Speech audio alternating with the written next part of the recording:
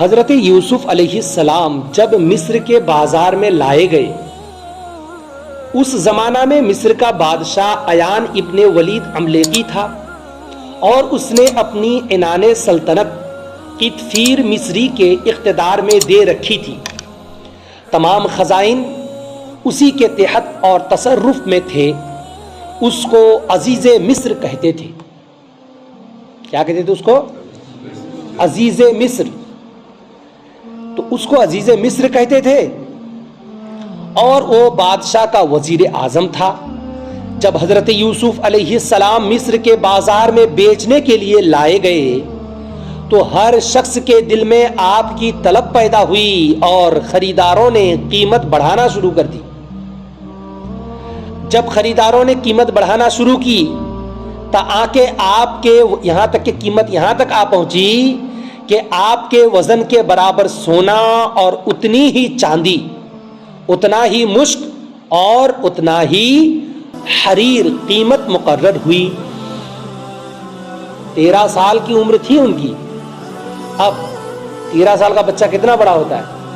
اتنا کلو سونا ہونا، اتنا کلو چاندی ہونا، اتنا ہی مشک ہونا، خوشبو، اور مشک مطلب خوشبو، اور ساتھ ہی ساتھ اتنا ہی حریر یعنی ریشم کہتے ہیں نا، ریشم کا کپڑا، اتنا ہی حریر ہونا، قیمت مقرر ہوئی۔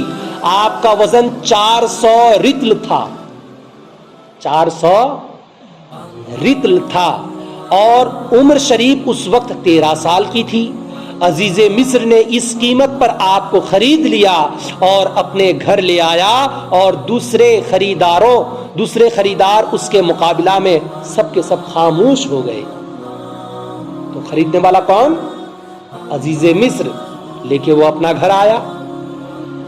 تو یہ خزائن العرفان میں لکھا ہوا ہے۔ خزائن العرفان اس قرآن شریف کی جو اعلیٰ سرکار کا ترجمہ ہے، اسی میں جو تفسیر ہے مختصر، وہی تفسیر کا نام ہے خزائن العرفان۔ تو اس سے سبق کیا ملا کہ خدا تعالیٰ کے مقربین اور مقبول بندوں کے بڑے بڑے بادشاہ اور وزیر بھی طالب و محتاج ہوتے ہیں، اور پھر جس کی پرواہ اس کی بیوی بھی نہ کرے، وہ ان اللہ والوں کی مثل کیسے ہو سکتا ہے کہ نہیں؟ بات بالکل پرفیکٹ ہے۔